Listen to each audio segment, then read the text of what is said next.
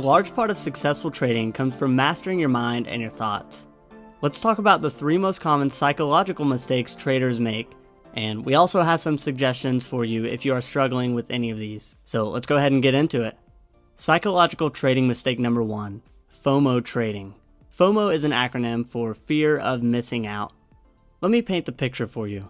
The FOMO trader is typically very optimistic about each and every trade, because this trade could be the one, right? Something about this trade looks so much better than all the others, so it has to be the one. If I miss this trade, there may not be an opportunity like this one for a while. We can all agree how silly that sounds. Of course there's going to be more opportunity around the corner. But although it sounds silly and obvious, the reality is that this type of thinking affects so many traders, mainly because they don't even realize it's affecting them. And it's a huge problem because it can cause you to do 2 things. Number 1, it can cause you to take every trade you see, even if it's not that good of a trade setup. Number 2, and this one is even worse, it can cause you to increase your position size on a particular trade, because if this trade does end up being all that it's cracked up to be, why would you only want to make a few hundred or a few $1,000s on it? Screw that, that's chump change. Let's swing for the fence. But what happens when this trade turns out to be nothing special? And despite how much it seems like there's no way you can lose money on it, it turns into a losing trade. And now you have tons of your capital invested and are sitting on a huge loss that will be almost impossible to come back from. You can see how this can be a huge problem. If you've ever struggled with this, let me hit you with some wisdom from Charlie Munger, who is Warren Buffett's business partner.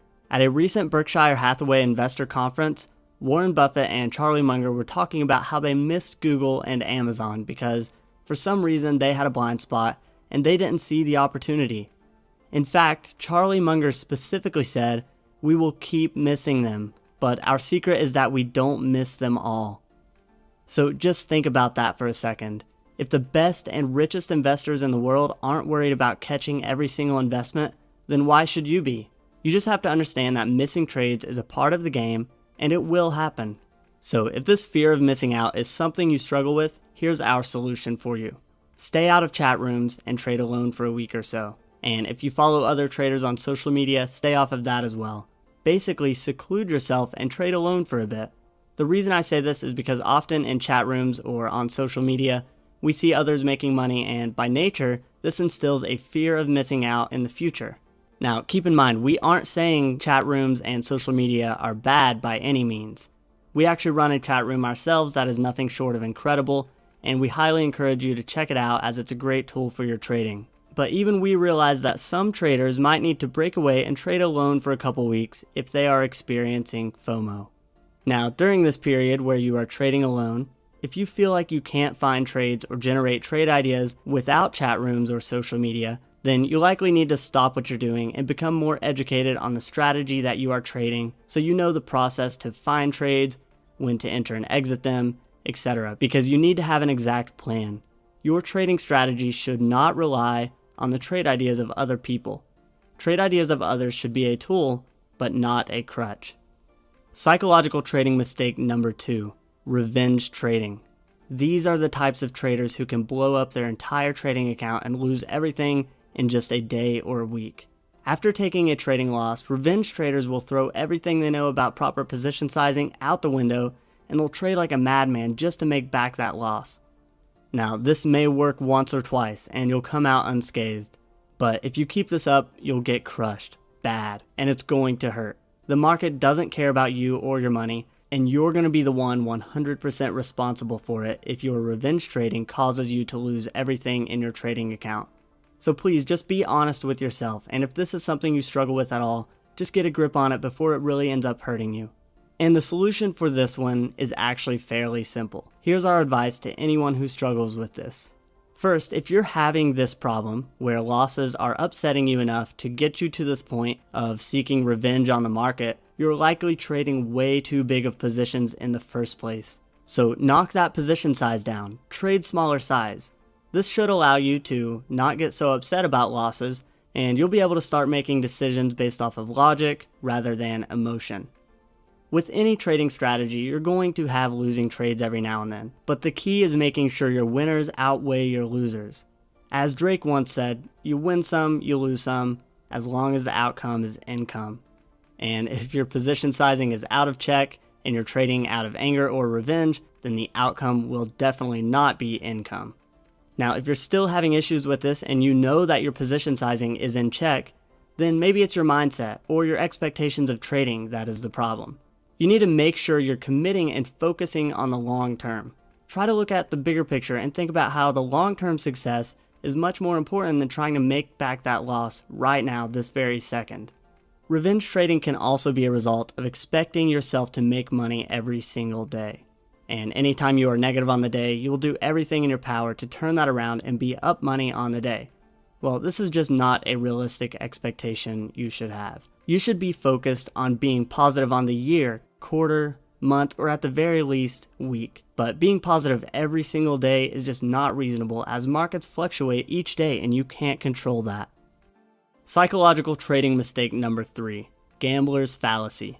Now, this might not necessarily be a psychological mistake, but rather just a very common misunderstanding of some basic probabilities. And then it will cause you to make very poor trading decisions, and in some cases, this one can also compound and cause very big losses. Now, this actually spans far past just the trading world, and as you can probably guess by the name, it's most commonly associated with gamblers. We certainly don't want to treat our trading as gambling, so let me show you how to avoid this common mistake that so many traders make. A quick Google search will show you the definition of gambler's fallacy, but let me put this in layman's terms that anyone can understand. We all know that a coin flip is a 50-50 bet. So if you flip a coin 10 times, the expected outcome would be 5 heads and 5 tails. But although it's expected that the same number of heads and tails will show up, we know that the actual number can deviate in either direction. But let me ask you a question. Let's say we plan on flipping a coin 10 times, and the first 5 coin flips all land on heads. What is the 6th coin flip more likely to land on, heads or tails? If you said tails, then you, my friend, have fallen victim to gambler's fallacy. Let me explain. The expected outcome of 10 coin flips is, of course, 5 heads and 5 tails. We just covered that. But rolling 5 heads in a row does not change the probability of the next coin flip. The probability of the next coin flip is completely independent from the past results. So what is the 6th coin flip likely to land on after 5 heads in a row? The answer is that one is not more likely than the other. It's still a 50-50 bet. Gambler's fallacy refers to the thinking that a series of events will somehow affect the outcome of the next event, as if there was some sort of balancing force at work, and in this example, the coin somehow knew that it just landed on 5 heads in a row, so now it should land on tails. And this gambler's fallacy actually applies to many other parts of life as well. A few examples are someone who flies a lot, thinking they are somehow working their way towards a crash, even though each flight is independent of the last. People at the casino who see that the roulette wheel just landed on red 10 times in a row, so now they start putting their money on black, even though the previous spins have no bearing on what the next spin will be. And finally, it also applies to trading, and so many traders fall into the clutches of this fallacy. If you have 5 losing trades in a row, this does not mean that the next trade will be a winning trade just because you feel like the losing streak has to end soon. Many traders tend to increase their position size after a losing streak because they feel their luck has to turn around soon. But the reality is, you're just increasing your risk on a trade that has the same probability of success of all the ones you just lost money on. The market does not know or care if your last few trades were losers or winners.